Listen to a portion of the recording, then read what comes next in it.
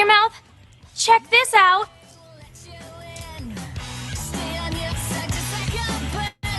Sometimes I wonder if you can get juice from a potato.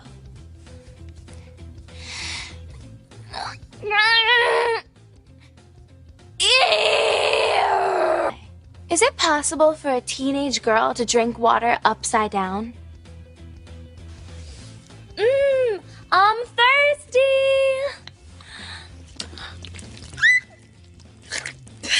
It's not possible.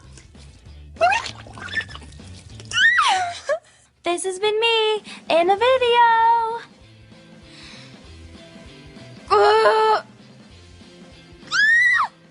Come on, give up the juice. Can you imagine what life would... Where were our parents? Our parents. I'm an 80s baby. I grew up. This was my childhood. Nickelodeon, Nick at Night, Disney Channel. What the hell? Like seeing this now and being a parent, if I walked in and seen this shit playing,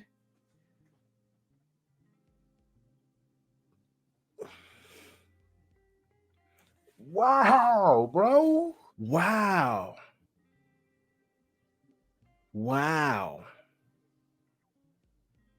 That's nuts. That's wow. But as far as the parents go, who would have thought Disney and Nickelodeon was doing these things? It never heard of. They were supposed to love the kids. I bet our parents didn't know what the hell was going on. They couldn't have. Disney and Nickelodeon, those were safe spots. Like you can leave your kid in front of the TV and do whatever you got to do. That kid was going to watch. We were going to watch that TV, that whole program, commercials and all, because they were showing toys and shit. Commercials and all. Set it and forget it. Damn. They really took advantage of us. Our parents didn't have a clue. Damn. Wow. And your boy Dan, whoo. Dan was something. Dan had a fucking. Dan was a. It was a case. That dude was wild. Then, if y'all didn't see the documentary, it was like 3 other staff members that was known pedos. One of them used to have fan mail from what's the serial killer name? Dressed as a clown. John Wayne Gracie. He idolized John. And all these cats working with them kids at that studio. And the man behind the mayhem, Dan Schneider.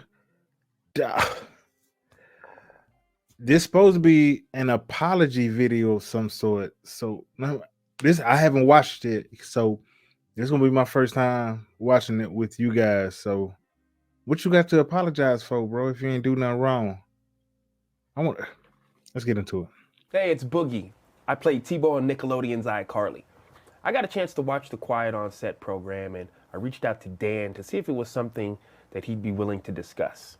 I'm pleased to say that he said yes. That's Dan, surprising. how are you? I'm okay. I really appreciate you reaching out and giving me the opportunity to talk to you about what we saw over the last 2 nights. I'm really glad you're here because I believe this is important. For sure. We've got a lot of things to unpack.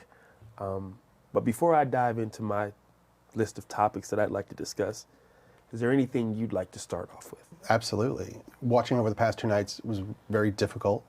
Me facing my past behaviors, some of which are embarrassing and that I regret. And I definitely owe some people a pretty strong apology. Let's talk about the massages. Okay. Watching the content yesterday, it was disturbing. It was wrong.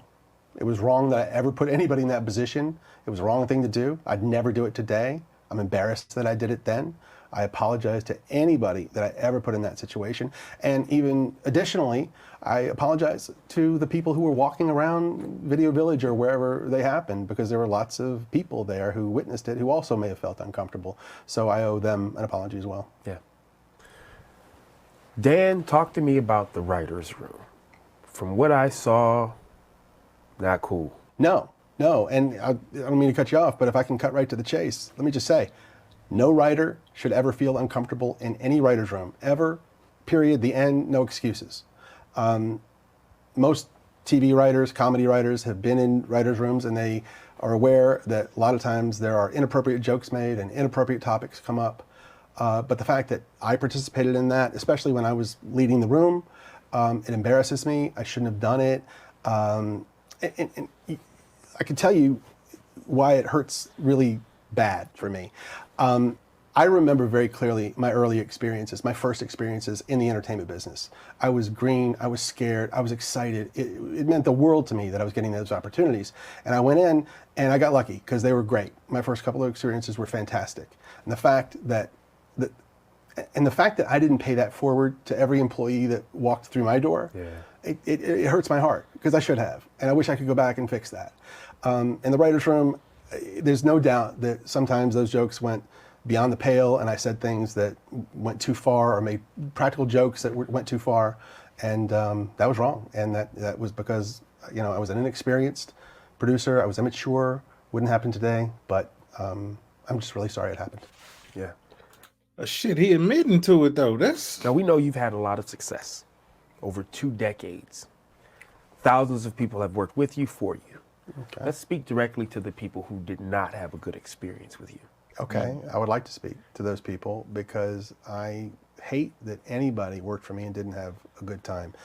You know me, you've been on my sets. Look, I've had some employees that have worked for me for 10 years, some more than 20 years, who would work with me again, but not everybody. There's still a significant number that didn't have a great time working for me, so my batting average isn't nearly high enough in that area. And the way they wouldn't get the best of me is that I would let the pressure of doing 40 or even more episodes per year, I would let that pressure get to me, which a good boss should never, ever do. Was there specific things that you were doing? Sure. I would snap at people sometimes. I would be snarky when I could have given them a nicer answer. I would not give people the time that they needed. I would be in too big a hurry to get on to the next thing I had to do. And watching that show, it made me, there were so many times I wanted to pick up a phone and call some of those people and say, I'm so sorry, and let's talk about it. And I wish you'd had a better time, and I wish I could have shown you a better experience. Yeah. Now, you've written hundreds of episodes. Thousands of jokes have been told. Yeah. But currently where we are, some people think that some of those jokes are inappropriate for children. What do you think of that? All these jokes that you're speaking of, that the show covered over the past 2 nights, every one of those jokes was written for a kid audience because kids thought they were funny and only funny, okay? Now we have some adults looking back at them 20 years later through their lens, and they're looking at them and they're saying, oh, you know, I don't think that's appropriate for a kid show. And I have no problem with that. If that's how anyone feels, let's cut those jokes out of the show. Just like I would have done 20 years ago or 25 years ago. I cut it. I want my shows to be popular. I want everyone to like it. The more people who like the shows, the happier I am. Yeah. So if there's anything in a show that needs to be cut because it's upsetting somebody, let's cut it. So I think it's big for you to say, with your work, if it's viewed as that today, you don't have a problem. Cut it. Cut it. I mean, that's a solution. The last thing I want to ever do is put any content in a show that's going to upset my audience and make them want to turn off the TV. Why would I ever want to do that? That makes sense. I want to give you an opportunity to kind of elaborate on something. Okay. It's too The late. thought process from the series is you had the power to just write a joke, and no matter what, it's going on TV. You just had that type of power. Is that true? The notion that I had the power to just produce whatever I wanted and have it air is completely false. Okay. There were many, many levels of scrutiny, okay? We had executives in LA We had executives in New York. So two coasts. Two coasts Okay. of Both approval, coasts. yes. And by the way, approval at every stage, really. Okay. And I'm talking about wardrobe, I'm talking about makeup, sound, sets, dialogue, jokes, everything. Now, when you say approval, these obviously that's a hierarchy, not your colleagues or right. people in the room. Okay. No, not my colleagues. No, these are my bosses. Bosses, and then their bosses, and then their bosses. And they're approving all of this stuff. Okay. Okay? And we're also shooting Yeah, if I go down, I'm taking everybody down with me. it in front of all sorts of adults and caregivers and the set teacher and the families. Everybody's watching it. And if anybody had said anything, hey, we don't like that, that's not appropriate, then it would have been cut out. Now, I'm going to push back a little bit Sure. because the series painted you in this way that you were just the guy that was doing what he wanted, and people were afraid to confront you about things. So just humor me, say that was the case. What would have been the ultimate way to... Okay, if nobody on the set, if all of the dozens and dozens of adults that were on the set, if they didn't say anything, if my bosses said, if they insisted, you got to make a change here, you got to cut that, I had to do it. I had no choice. Got it. Now this next one, it kind of hit close to home. Being a new father, I wouldn't be opposed to my child being in the entertainment industry. It doesn't matter what age, yeah? Seeing some of those on-air dares, seeing it now from where you are now in your life, what do you think of that?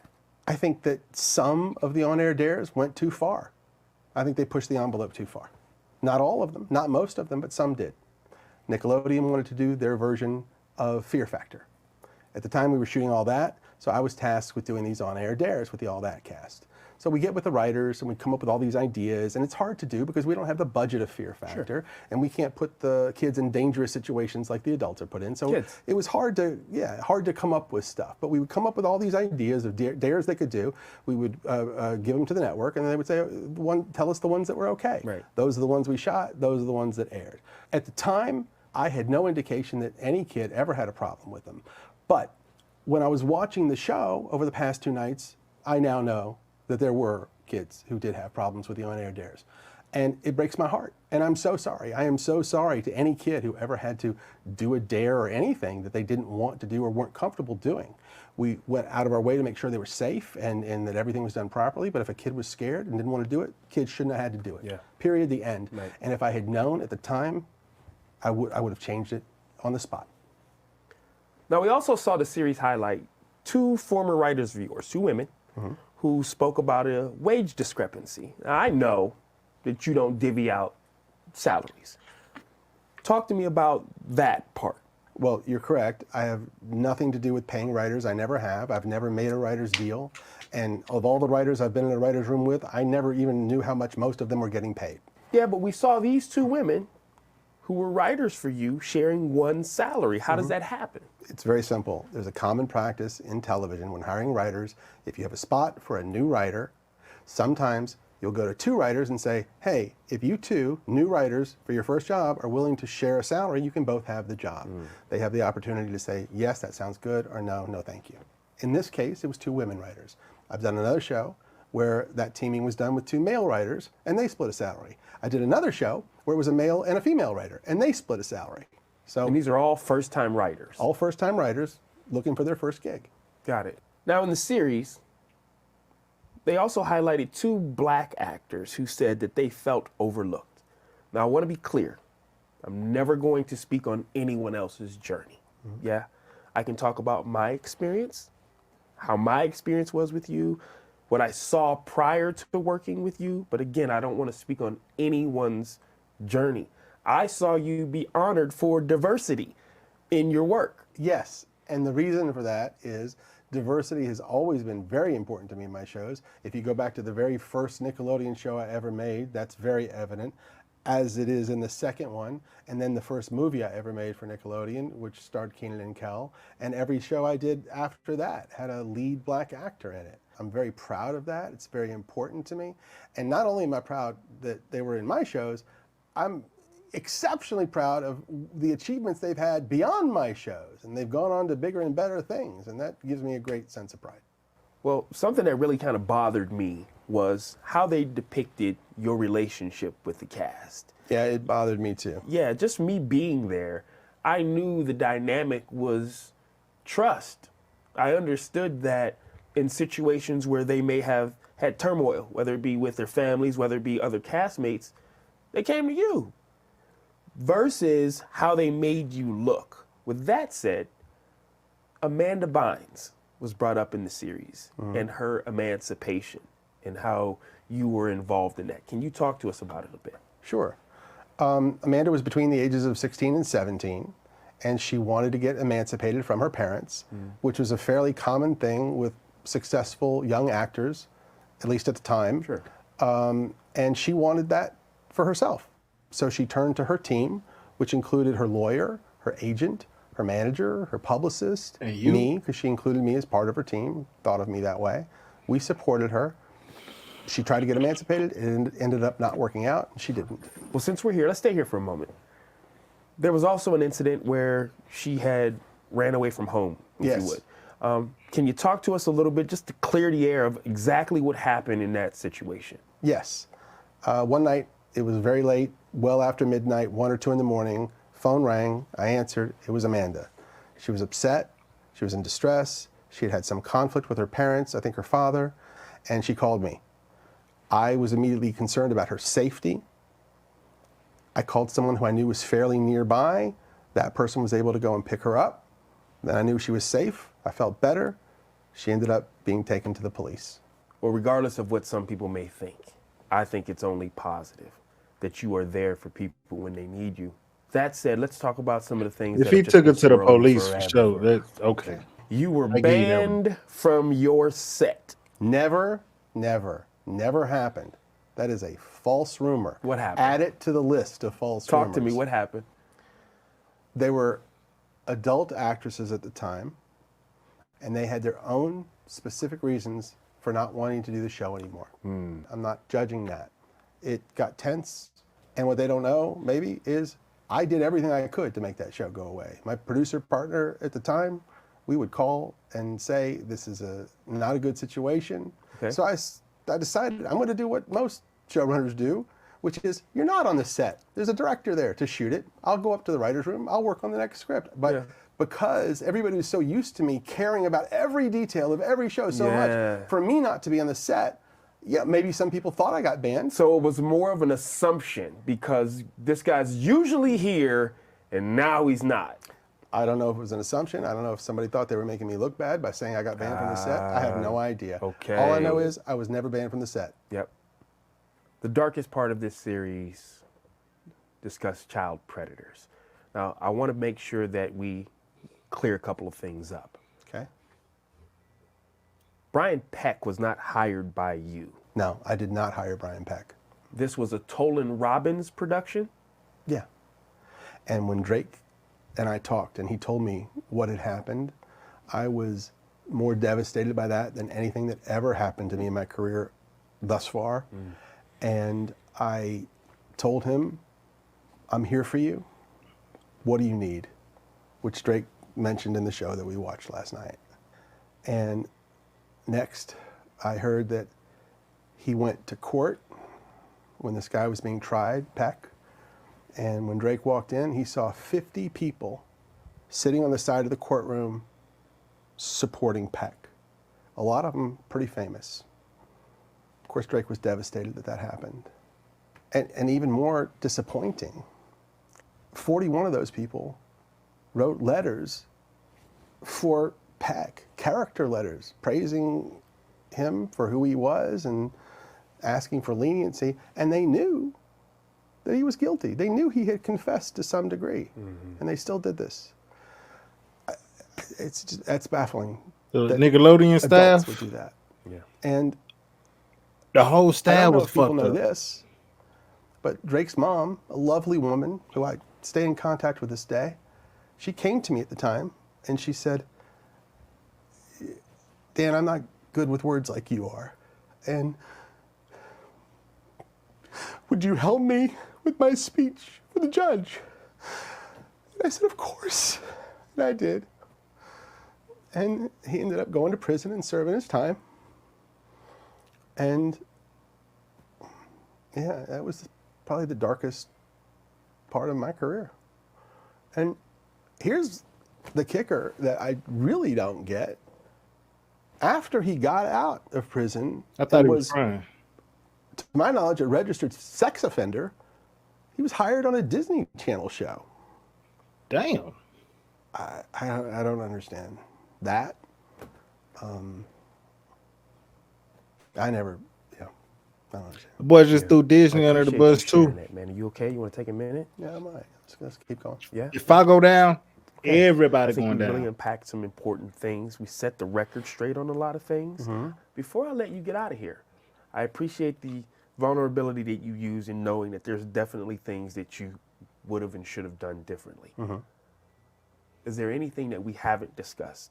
Anything that if you could go back and navigate the journey differently, what would that look like? Yeah, there's definitely things that I would do differently.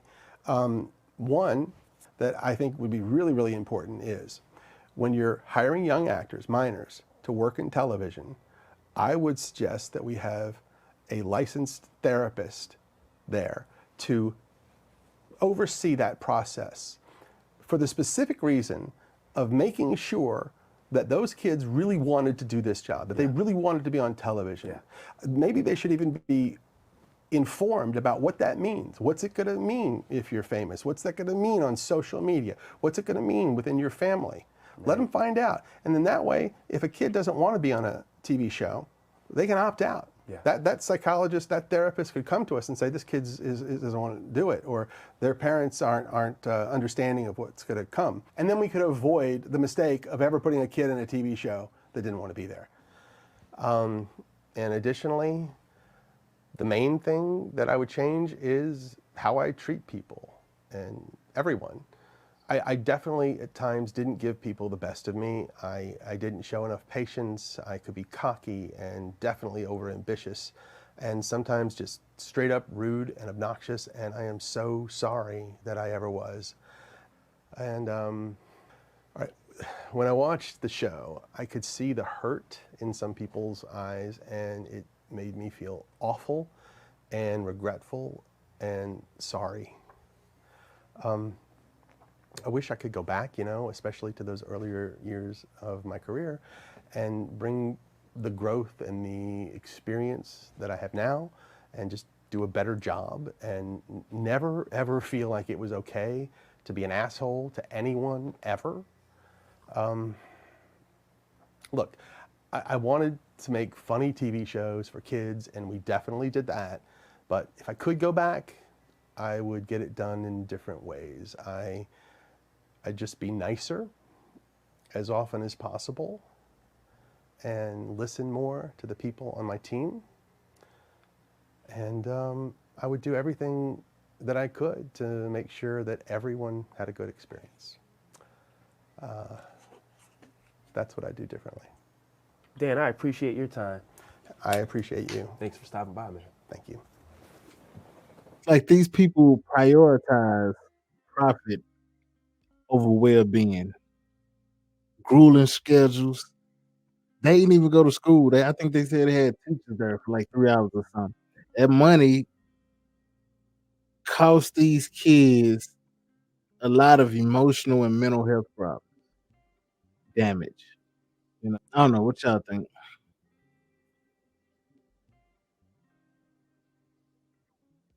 Think Dan sincere? Oh, he knew what the hell he was doing. Deep down, he knew what he was doing. Or was it an honest mistake? He was just trying to make some good comedy.